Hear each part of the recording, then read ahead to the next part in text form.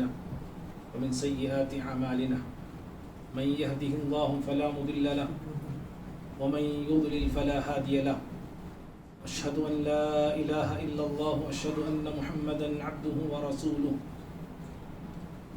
يا أيها الذين آمنوا اتقوا الله حق تقاته ولا تموتن إلا وأنتم مسلمون يا أيها الناس اعبدوا ربكم الذي خلقكم من نفس واحدة وخلق منها زوجها وبث منهما رجالا كثيرا ونساء واتقوا الله الذي تساءلون به والأرحام إن الله كان عليكم رقيبا يا أيها الذين آمنوا اتقوا الله وقولوا قولا سديدا يصلح لكم أعمالكم ويغفر لكم ذنوبكم ومن يطع الله ورسوله فقد فاز فوزا عظيما أما بعد فإن خير الحديث كتاب الله وخير الهدي هدي محمد صلى الله عليه وسلم وشر الأمور محدثاتها وكل محدثة بدعة وكل بدعة ضلالة وكل ضلالة في النار أعوذ بالله من الشيطان الرجيم بسم الله الرحمن الرحيم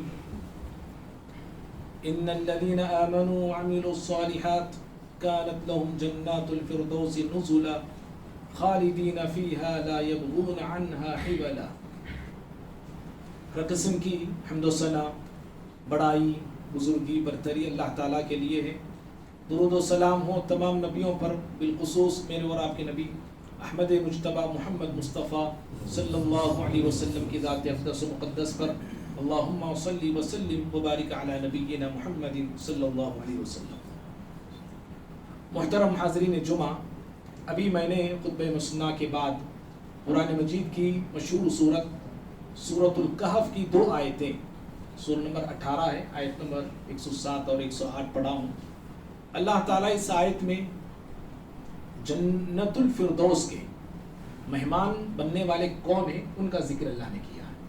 اللہ تعالیٰ نے کہا ان الذین آمنوا وعملوا الصالحات، بے شک وہ لوگ جو ایمان لائے اور نیک اعمال کیے، کانت لہم جنات الفردوس نزلا، ان کے لیے جنت الفردوس میں مہمانی ہوگی، وہ جنت الفردوس کے مہمان ہوں گے. خالدین فیہا، جہاں جس میں وہ ہمیشہ رہیں گے. لا یبغون عنہا حولا، اور وہاں سے وہ کسی اور جگہ منتقل ہونا یا اس جگہ کو چھوڑ کے دوسری جگہ جانا پسند نہیں کریں گے. بھائیو، امام ابن کثیر رحمہ اللہ اس آیت کی تفسیر کرتے ہوئے کہتے ہیں یخبر اللہ تعالی عن عبادہ السعداء، اللہ تعالیٰ نے اس آیت میں اپنے نیک بندوں کی، سعادت مند بندوں کی خبر دیا ہے. اور وہ نیک بندے کون ہیں؟ کہ ہم الذین آمنوا باللہ، وہ لوگ جو اللہ پہ ایمان لائے ہیں اور اس کے تمام نبیوں پر ایمان لائے ہیں، اور انبیاء کرام جو اللہ کی طرف سے پیغام لائے ہیں، ان پیغام کی یا ان نبیوں کی وہ تصدیق کرتے ہیں، ان کو سچا سمجھتے ہیں، ان کو سچا مانتے ہیں. ایسے لوگ اس جنت الفردوس کے مہمان بننے والے اور مہمان ہونے والے ہیں. جنت الفردوس کیا ہے؟ یہ نبی صلی اللہ علیہ وسلم نے ایک حدیث میں کہا، بخاری مسلم کی حدیث ہے، کہ جنت الفردوس جنت کا سب سے بلند مقام ہے، جنت کا درمیانی حصہ ہے یہ. اور اس مقام سے، اس جنت الفردوس سے نہریں نکلتی ہیں، نہریں پھوٹتی ہیں اور نہریں بہتی ہیں اور ساری جنت میں پہنچتی ہیں. اور پھر اس کے بعد آپ نے کہا وَفَوْقَهُ عَرْشُ الرَّحْمَٰنِ، اس جنت الفردوس کے اوپر اللہ رب العالمین کا عرش ہے. آپ نے کہا لوگوں، جب اللہ تعالیٰ سے جنت طلب کرو نا، فَاسْأَلُوهُ الْفِرْدَوْسَ، اللہ تعالیٰ سے جنت الفردوس مانگا کرو، جنت الفردوس طلب کیا کرو. تو جنت الفردوس یہ جنت میں سب سے اونچا مقام ہے، اور اللہ رب العالمین کے عرش کے سب سے قریب مقام یہی جنت الفردوس ہے. اور جنت میں جو نہریں جاتی ہیں، دودھ کی، شہد کی، شراب کی، وہ ساری نہریں یہیں سے نکلتی ہیں. اسی جنت الفردوس سے نکلتی ہیں اور ساری جنت میں یہ نہریں پہنچتی ہیں۔ اس جنت الفردوس کے مہمان کون ہوتے ہیں؟ اس جنت الفردوس میں داخل کون ہوتے ہیں؟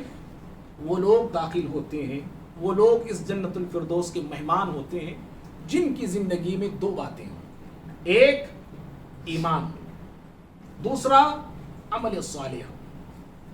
ایمان اور عمل صالح ہو، سن لیا، سن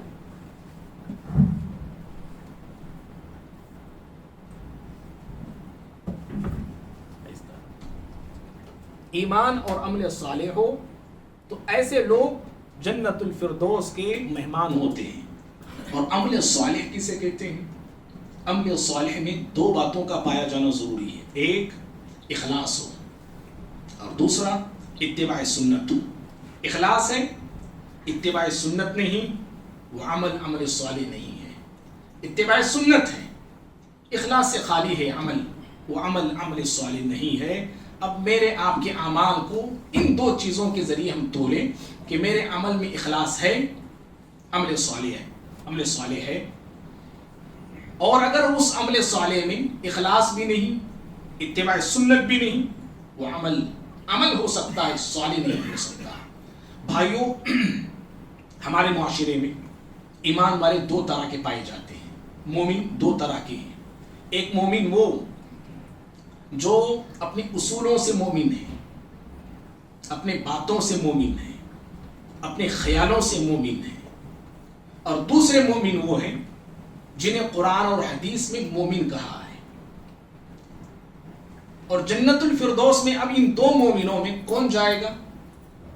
جو اپنے اصول سے مومن ہے، اپنی مرضی سے ہم مومن ہیں، کچھ باتیں میں اپنی مرضی کے لیے لیا ہوں، کچھ باتیں میں اپنی مرضی سے چھوڑ دیا ہوں، دین کی جو موٹی موٹی بنیادی باتیں ہیں اس کو بہت زور سے میں عمل بھی کرتا ہوں، اس کی دعوت بھی دیتا ہوں، اس پہ لڑتا بھی ہوں، لوگوں کو بلاتا بھی ہوں، اور بہت ساری ایسی دین کی باتیں ہیں وہ باتیں میری زندگی میں پائی نہیں جاتی۔ ایک مومن وہ ہے، اور دوسرے مومن وہ ہیں قرآن اور حدیث میں جو باتیں ایمان والوں کو دی گئی ہیں، ایمان والوں کے تعلق سے بتائی گئی ہیں، وہ باتیں وہ صرف سنتے نہیں ہیں بلکہ سمعنا کے ساتھ وہ اطعنا بھی کہتے ہیں۔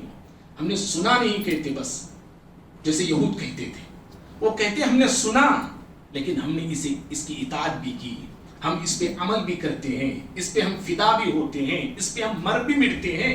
اس طرح کے مومن ہیں۔ اب جنت الفردوس میں میں اور آپ خود فیصلہ کریں کہ جائیں گے کیسے لوگ، کس طرح کے مومن جائیں گے؟ یا وہ مومن جائیں گے جو اپنی مرضی سے مومن ہے، یا وہ مومن اس جنت الفردوس کے مہمان ہونے والے ہیں جو قرآن اور حدیث کے مطابق اپنی زندگی کو بناتے ہیں۔ ظاہر بات ہے وہی لوگ جنت الفردوس کے مہمان ہوں گے، وہی مومن جنت الفردوس کا داخلہ ان کو ملے گا جو قرآن اور حدیث کے مطابق اپنی زندگی کو بناتے ہیں، قرآن اور حدیث کے مطابق اپنی زندگی کو سنوارتے ہیں۔ ایسے ہی بندے جو ہے اس جنت الفردوس کے مہمان ہوں گے۔ معزز بھائیوں، آپ کو یاد ہوگا ہم لگ بھگ 3 جمعہ سے ایک عنوان ہم سنتے آ رہے ہیں، کیا ہم مومن ہیں کہ عنوان سے، یعنی قرآن اور حدیث میں جو جو باتیں بتائی گئی ایمان والوں کے تعلق سے، کیا وہ باتیں میری آپ کی زندگی میں پائی جاتی ہیں یا نہیں جاتی ہیں؟ اگر پائی جاتی ہیں، کیا اس طریقے سے پائی جاتی ہیں جیسے قرآن اور سنت میں ہم کو اپنانے کا حکم دیا گیا ہے، یا باتیں تو ہیں، وہ باتیں ہمارے اندر ہیں تو کچھ برائے نام ہیں؟ ہم سب اپنی اپنی زندگی کا جائزہ لیں اور اپنی توحید، پہلی چیز ہم نے توحید سنی تھی، دیکھیں میری توحید کیسی ہے۔ دوسری چیز ہم نے سنی تھی اللہ کی محبت کے حوالے سے، اللہ کی محبت میں میں کہاں کھڑا ہوں، آپ کہاں کھڑے ہیں، ہر شخص اپنا اپنا جائزہ لیں۔ اور تیسری چیز جو گزشتہ جمعہ ہم نے سنی تھی، اخلاص، میرے اندر اخلاص کتنا ہے، میں مخلص ہوں یا نہیں ہوں، یہ ہم سب جائزہ لیں۔ آج ایک چیز ہم سننے جا رہے ہیں، ہو سکتا ہے کہ اس کا دوسرا پارٹ پھر آئندہ جمعہ ہو، اللہ نے چاہا۔ وہ چیز ہے، اگر یہ صفت یاد رکھیے جو میں بتانے جا رہا ہوں، اگر یہ صفت کسی بھی آدمی کے اندر، میرے اندر نہیں، آپ کے اندر نہیں، اگر وہ صفت، وہ عادت میرے اندر، آپ کے اندر نہیں پائی جاتی ہے، موجود نہیں ہے، اور ساری صفات ہیں، اور ساری خوبیاں ہمارے اندر ہیں، اور ساری اچھائیاں ہمارے اندر ہیں، صدقہ میں دینے والا ہوں میں، رمضان کے روزے رکھنے والا ہوں میں، نفل روزے بھی میں رکھتا ہوں، میں غریبوں کو کھلانے میں آگے رہتا ہوں، پلانے میں آگے رہتا ہوں، نمازیں میں چھوڑتا نہیں، اشراق کی نماز کی پابندی، سنتوں کی پابندی، نوافل کی پابندی، تہجد کی پابندی سب کر رہا ہوں میں. اگر یہ صفت نہیں ہے نا بھائی، یاد رکھو ہم مومن نہیں ہیں. ہم نمازی ہو سکتے ہیں لیکن مومن نہیں ہو سکتے. ہم روزے دار کہلا سکتے ہیں، معاشرے ایک بڑے روزہ رکھنے والے بھائی، روزہ رکھنے والے حضرت ہیں، یہ کہہ سکتے ہیں لوگ، لیکن ہم مومن نہیں کہلا سکتے، مومن نہیں بن سکتے. کیا ہے وہ صفت؟ وہ صفت ہے امانت داری. جی، امانت داری. ایک مومن امانت دار ہوتا ہے، ایک مومن دیانت دار ہوتا ہے، مومن خائن نہیں ہوتا ہے، خیانت کرنے والا نہیں ہوتا ہے. اور جو خائن ہے وہ مومن نہیں ہے، جو خیانت کرتا ہے وہ مومن نہیں کہلا سکتا ہے. ایماندار امانت دار ہوتا ہے، امانت دار ایماندار ہوتا ہے. اور جس کی زندگی میں اور بھی ساری نیکیاں ہیں، اگر امانت داری کی نیکی نہیں، امانت داری کی صفت نہیں، وہ ایمان والا ہو نہیں سکتا ہے. مسند احمد کی حدیث ہے، پیارے نبی صلی اللہ علیہ وسلم فرماتے ہیں لا ایمان، اس کا ایمان نہیں. آپ نے کہا لا ایمان، اس کا ایمان نہیں.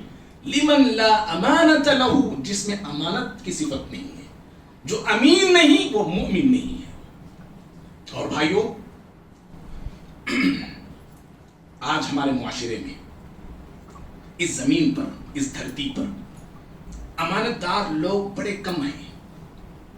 اور یہ زمین امانت دار لوگوں سے یوں سمجھیے خالی پڑ گئی ہے. امانت دار لوگ سکڑ گئے ہیں، سمٹ گئے ہیں، اور جھوٹے، مکار، دغاباز، خیانت کرنے والے، لوٹنے والے، ڈاکو قسم کے لوگ، لٹیرے لوگ، ایسے لوگوں سے یہ زمین بھری پڑی ہے. بخاری کی حدیث ہے اور کئی محدثین نے اس حدیث کو نقل کیا، لمبی حدیث ہے. اس حدیث کا میں ایک ٹکڑا آپ کو بتا رہا ہوں. حذیفہ بن یمان رضی اللہ عنہ حدیث کے راوی، اللہ کے نبی صلی اللہ علیہ وسلم نے کہا کہ امانت جو ہے نا وہ لوگوں کے دلوں سے اٹھا لی جائے گی، لوگوں کے دلوں سے نکال لی جائے گی. امانت نکال لی جائے گی لوگوں کے دلوں سے.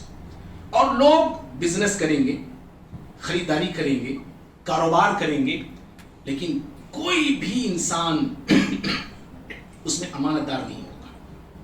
خریدنے والا بھی، لینے والا بھی، بیچنے والا بھی، تمام کے تمام لوگ خائن ہوں گے. امانت سے لوگ، کاروباری لوگ خاص طور پہ، لینے والے، دینے والے امانت داری سے خالی ہوں گے، ان کے اندر امانت داری نہیں ہوگی. لوگ کیا کریں گے جانتے ہیں؟ کیسا زمانہ آئے گا؟ آپ نے اسی حدیث میں کہا کہ لوگ امانت داری کو اہمیت بھی نہیں دیں گے، اہمیت بھی نہیں دیں گے. نہ بیچنے والا اہمیت دے گا، نہ خریدنے والا اہمیت دے گا، نہ لینے والا اہمیت دے گا امانت کو، نہ دینے والا اہمیت دے گا امانت داری کو. اہمیت کس کو دیں گے؟ لوگ. آپ نے حدیث میں کہا لوگ کہیں گے، لوگ کہنے لگیں گے، کیا کہیں گے؟ ما اعقلہ، ما اجلدہ، ارے اس کی تو کیا فٹ ہے جی آدمی ہے.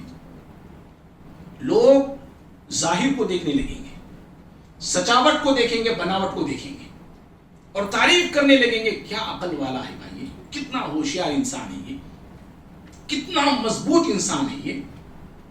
اس ظاہری صفت کو لے کے لوگ آواز کریں گے یا تعریف کریں گے. لیکن آپ نے کہا ما فی قلبہ حبۃ خردل من ایمان، لیکن اس انسان کے دل میں جس کی یہ تعریف کر رہے ہوں گے رائی کے دانے کے برابر بھی ایمان نہیں ہوگا.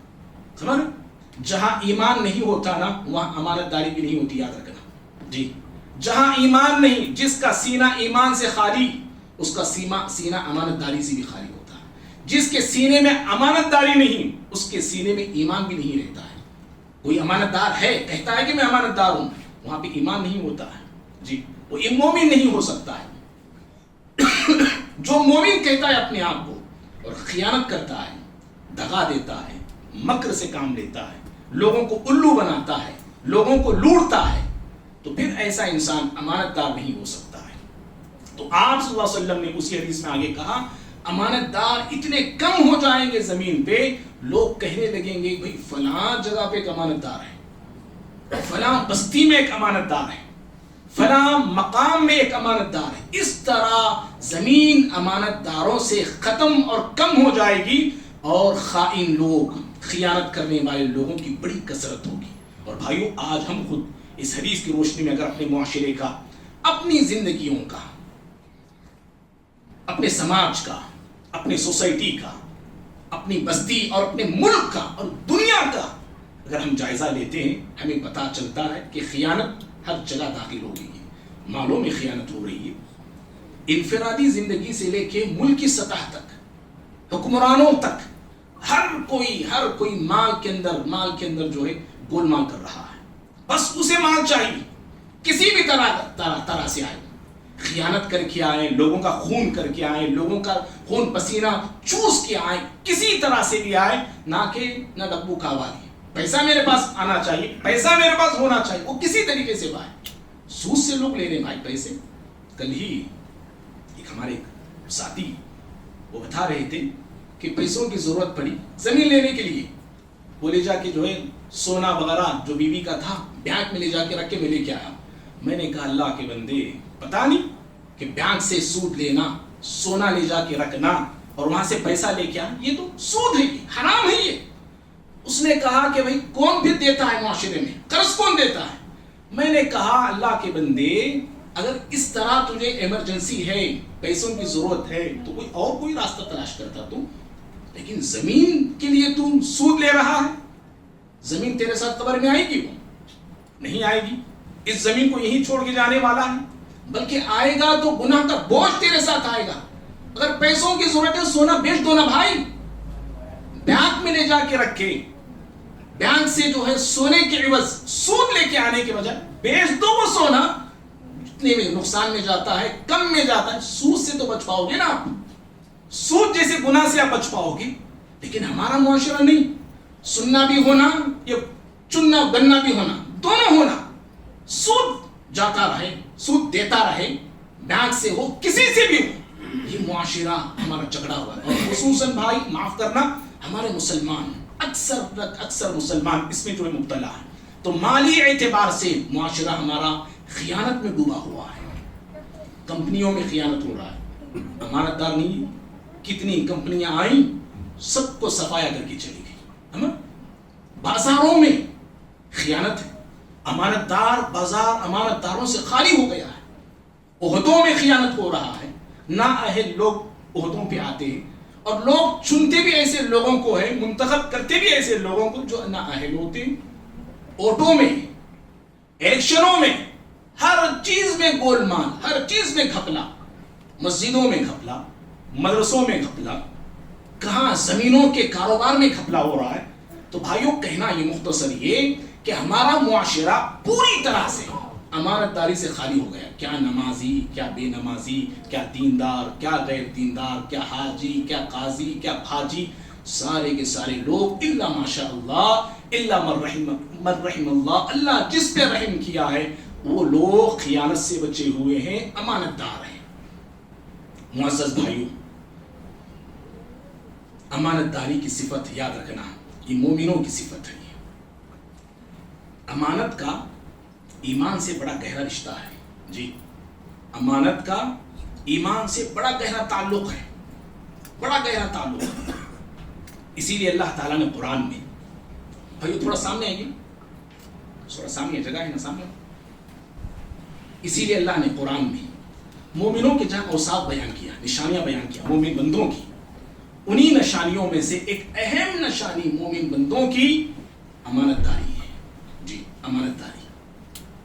اللہ نے کہا قرآن میں, سورۃ المؤمنون کی آیت ہے, اس پر 3ویں سورت ہے, 8ویں آیت ہے, والذین هم لأماناتهم وعہدہم راعون. مومن کون, جی مومن کون ہوتے ہیں, مومن کیسے ہوتے ہیں؟ اللہ نے ایک انٹروڈکشن کرا دیا مومنوں کا. انہی اوصاف میں سے, انہی صفات میں سے مومنوں کا ایک وصف, ایک صفت یہ ہے کہ مومن بندے امانتوں کی, اپنے وعدوں کی حفاظت کرتے ہیں, امانتوں کی حفاظت کرتے ہیں, اپنے وعدوں کی حفاظت کرتے ہیں. اور بھائیوں, امانت کا مطلب کیا ہے؟ امانت کا یاد رکھو, امانت اللہ کے حقوق میں بھی ہے, امانت بندوں کے حقوق میں بھی ہے. یہ جو مومن بندے ہیں اللہ کے حقوق میں بھی امین ہوتے ہیں، بندوں کے حقوق میں بھی امین ہوتے ہیں، نہ اللہ کے حق میں وہ خیانت کرتے ہیں نہ بندوں کے حق میں خیانت کرتے ہیں۔ اگر ہم اللہ کے حق میں خیانت نہیں کر رہے تو بندوں کے حق میں ضرور کر رہے ہیں، یا بندوں کے حق میں نہیں تو بول سکتے نہیں۔ اگر بندوں کے حقوق میں خیانت سے ہم بچ رہے ہیں، بددیانی سے بچ رہے ہیں، تو اللہ کے حق میں کر رہے ہیں۔ دیکھیے آپ اللہ کے حق میں کس طرح خیانت آج امت مسلمہ کر رہی ہے۔ جو اللہ کا حق ہے، جو مقام اس کا مرتبہ ہے، اللہ کا حق دے رہے ہیں، اللہ کے حق میں کیسی خیانت؟ بندوں کو شریک کر رہے ہیں، اللہ کی ذات میں شریک ہو رہا ہے، اللہ کی صفات میں ہم کسی کو شریک کر رہے ہیں، اللہ کی عبادت میں ہم شریک کر رہے ہیں، اللہ کے اختیارات میں ہم شریک کر رہے ہیں۔ یہ خیانت نہیں ہے، یہ بہت بڑی خیانت ہے، بہت بڑا گھپلہ ہے جو اللہ رب العالمین کے حق میں ہم کر رہے ہیں۔ اور بندوں کے حق میں مومن جو بندے ہوتے ہیں، نہ اللہ کے حق میں وہ خیانت کرتے ہیں نہ بندوں کے حق میں وہ خیانت کرتے ہیں۔ اور بھائیو، امانت کی جو صفت ہے نا، یہ نبیوں کی صفت ہے۔ جی، امانت کی صفت رسولوں کی صفت ہے۔ روئے زمین پر جتنے پیغمبر آئے، روئے زمین پر جتنے انبیاء آئے، سارے انبیاء، سارے رسول، سب کے سب امانت دار تھے۔ اللہ رب العالمین نے جو پیغام انہیں دیا، جو احکام انہیں دیا، سارا پیغام، سارے احکام حضرات انبیاء کرام نے، سارے نبیوں نے اللہ کے بندوں تک کمی بیشی کے بغیر پہنچایا، من وعن پہنچایا۔ نہ اللہ کے حق میں نبیوں نے خیانت کی، نہ بندوں کے حق میں نبیوں نے خیانت کی ہے۔ یاد رکھیے، سارے انبیاء امانت دار تھے۔ اللہ نے کئی نبیوں کا ذکر قرآن میں کیا، ان کو امانت داری کے نام سے یا امانت داری کی صفت سے اللہ نے انہوں یاد کیا ہے۔ سارے نبیوں کا ذکر کرنا تو کر نہیں سکتے ہیں، صرف ایک نبی کا میں ذکر کروں گا، موسیٰ علیہ السلام۔ موسیٰ علیہ السلام مصر سے مدین پہنچے، قصہ ہم سب جانتے ہیں۔ دو لڑکیاں تھیں، ان کے جانوروں کو پانی پلایا، اور جب وہ لڑکیاں اپنے مکان گئیں، اپنے باپ سے ان لڑکیوں میں سے ایک لڑکی نے کہا، آگے چل کے کہا ان لڑکیوں میں سے ایک لڑکی نے، قالت احداہما، ایک لڑکی نے کہا، یا ابا تستاجرہ ان خیر من استاجرت القوی الامین، کہا ابو جان اس شخص کو جو موسیٰ علیہ السلام ہے، ان کو آپ اجرت پہ رکھ لیجئے، نوکری پہ رکھیے آپ ان کو۔ کیوں نوکری پہ رکھنا؟ کہا اس لیے کہ آپ جس کو اجرت پہ رکھیں گے یہ شخص بہت بہتر ہے۔ کیوں بہتر ہے؟ کہ القوی الامین، اس لیے کہ یہ تو طاقت والا تو ہے، قوت والا ہے۔ کیسی قوت دیکھا تو انہوں نے وہاں پہ۔ اور دوسری چیز کہا کہ یہ جو شخص ہے یہ امانت دار ہے، اس کی آنکھوں نے بھی خیانت نہیں کی، غلط نظر سے ہم کو دیکھا نہیں، بری نظر سے ہم کو دیکھا نہیں۔ آنکھیں بھی خیانت کرتی ہیں، جی، آنکھیں بھی خائن ہوتی ہیں۔ یہ ایسا شخص ہے، بری نظر ہم پہ ڈالا نہیں ہے، یہ اتنا امانت دار ہے۔ آپ ایسے امانت دار کو اجرت پہ رکھ لیجئے، مزدوری پہ رکھ لیجئے۔ پتا چلا بھائی، جو امانت دار انسان ہوتا ہے نا، معاشرے میں ایسے انسان کی قدر ہوتی ہے۔ یاد رکھو، امانت دار انسان معاشرے میں ایک وزن رکھتا ہے، ایک مقام رکھتا ہے۔ اور دوسری بات اس واقعے سے ہمیں یہ معلوم ہوئی، جو شخص امانت دار ہوتا ہے، امانت دار انسان کو مقام دینا چاہیے، اس کو مرتبہ دینا چاہیے، اس کو عہدہ دینا چاہیے۔ جو امانت دار ہوتا ہے، آپ عہدوں پہ دیکھیے، آپ جماعتی عہدے لو، سیاسی عہدے لو، مسجد کے عہدے لو، مدرسوں کے عہدے لو، معاشرے میں سماج کے عہدے لیجیے، اکثر بندے سارے کے سارے خائن ہوتے ہیں۔ اوقاف کے عہدے دیکھیے آپ، مسلم اوقاف کی حالت کیا ہے آج؟ اکثر بندے سب کے سب خائن ہوتے ہیں، عہدوں کے ساتھ چھیڑ چھاڑی کرتے ہیں، غلط طریقے سے اپنے عہدے کا استعمال کرتے ہیں۔ تو وہ بندے کو عہدہ دینا چاہیے، اس بندے کو مقام اور مرتبہ ملنا چاہیے، نوکری ہو، جو بھی ہو، جو امانت دار ہوتا ہے۔ اور تیسری بات اس واقعے سے یہ معلوم ہوئی، جو شخص امانت دار ہوتا ہے نا، اس بندے کا مددگار اللہ ہوتا ہے۔ یاد رکھیے جی، اس بندے کا مددگار اللہ ہوتا ہے۔ جو امانت دار ہوتا ہے اس کا سہارا رب العالمین بنتا ہے۔ موسیٰ علیہ السلام گئے، بے سہارا تھے، کوئی آپ کو جاننے والا وہاں پہ نہیں ہے۔ لیکن اللہ رب العالمین آپ کی مدد کرتا ہے. آپ کی مدد جو اللہ نے کیا، کس بنا پہ آپ کی مدد ہوئی، کس چیز کو دیکھی؟ اسی امانت داری کی صفت کی بنا پر. تو جو امانت دار انسان معاشرے میں ہوتا ہے، اللہ تعالیٰ ایسے بندے کا مددگار ہوتا ہے. بہرحال بھائیو، امانت داری بڑی عظیم صفت ہے. اس صفت کو اپنانا چاہیے، اس صفت کو اختیار کرنا چاہیے. اور جیسا ابھی ہم نے کہا، سارے انبیاء کرام علیہ الصلوۃ والسلام امانت دار تھے. ان میں خصوصاً ہمارے نبی، پیارے نبی، آخری نبی جناب محمد رسول اللہ صلی اللہ علیہ وسلم امانت دار تھے، دیانت دار تھے. کبھی آپ نے کسی کو دھوکہ نہیں دیا، کبھی آپ نے کسی کے ساتھ برا بھلا سلوک آپ نے نہیں کیا. آپ مکے میں مشہور تھے، معروف تھے، فیمس تھے، امانت داری کی صفت سے فیمس تھے. سارا مکہ آپ کو کہتا تھا محمد صلی اللہ علیہ وسلم یہ صادق انسان ہے، یہ امانت دار انسان ہے. وہ معاشرہ جہاں پہ ظلم، زیادتیاں، برائیاں، خرابیاں، بدکاریاں عام تھیں، اس معاشرے میں آپ صلی اللہ علیہ وسلم اپنے 2 القاب سے مشہور تھے، 2 ناموں سے مشہور تھے، الصادق اور الامین کے نام سے. اور بھائی، پیارے نبی صلی اللہ علیہ وسلم کی امانت داری ایسی تھی کہ اپنے دشمنوں نے آپ کی امانت داری کی گواہی دی ہے. جی، دشمنوں نے گواہی دی. ہرقل کے دربار میں ابو سفیان پہنچے ہوئے تھے، مشہور واقعہ ہے، لمبا واقعہ ہے. ابو سفیان سے ہرقل نے کئی سوالات کیے، روم کے بادشاہ نے کئی سوالات کیے ابو سفیان سے. انہی سوالوں میں سے ایک سوال یہ تھا ہرقل کا کہ بتاؤ، جو نبی یا جو انسان آپ کے معاشرے میں نبی اور رسول ہونے کا دعویٰ کر رہا ہے، اس کی تعلیمات کیا ہے، وہ کن باتوں کی تعلیم دیتا ہے. ابو سفیان جو کہ اس وقت اسلام کے دشمن، پیارے نبی صلی اللہ علیہ وسلم کے دشمن تھے، بعد میں مسلمان ہوئے رضی اللہ تعالیٰ عنہ. ابو سفیان رضی اللہ تعالیٰ عنہ نے اپنی دشمنی کے زمانے میں، اپنی دشمنی کے دور میں ہرقل کے دربار میں روم کے بادشاہ کے سامنے کھڑے ہو کے پیارے نبی صلی اللہ علیہ وسلم کی تعریف یوں بیان کی. کہا یأمر بالصلاة والصدق والعفاف واداء الامانہ. کہا کہ اے بادشاہ، جو آخری نبی ہیں یا محمد صلی اللہ علیہ وسلم ہیں، وہ حکم دیتے ہیں لوگوں کو نماز کا، سچائی کا، پاک دامنی کا اور امانت کی ادائی کا حکم دیتے ہیں. سمجھ رہے ہیں؟ پیارے نبی صلی اللہ علیہ وسلم کی یہ اوصاف تھے. اور بھائیو، قربان جائیے پیارے نبی صلی اللہ علیہ وسلم کے اخلاق پہ، قربان جائیے پیارے نبی صلی اللہ علیہ وسلم کی امانت داری اور دیانت داری پہ، کہ جب آپ صلی اللہ علیہ وسلم مکے سے مدینہ منتقل ہونے والے تھے، مکہ چھوڑ کے مدینہ جا رہے تھے، کہ وہ مکے والے جو آپ کا برا چاہتے تھے، برے ناموں سے آپ کو پکارتے تھے، پریشان کرتے، ستاتے تھے، اپنی امانتیں نبی کے پاس لا کے رکھتے تھے، اپنی امانتیں نبی کے پاس لا کے رکھتے تھے.